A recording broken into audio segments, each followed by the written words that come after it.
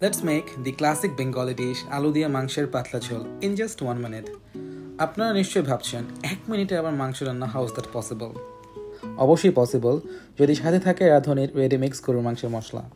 5 KG মাংস রান্না করতে যে পরিমাণ মশলা লাগে তার দাম পড়ে 135 টাকা, আর 1 প্যাকেট রাঁধুনির রেডিমিক্স মাংসের মশলা কিনলে লাগে মাত্র 80 টাকা। এই 1 প্যাকেট মশলা দিয়ে কিন্তু 5 কেজি পর্যন্ত মাংস রান্না করা যায়। আলাদা করে হলুদ, মরিচ, জিরা কোনো কিছু কিনেই বাড়তি টাকা খরচ করতে হচ্ছে না।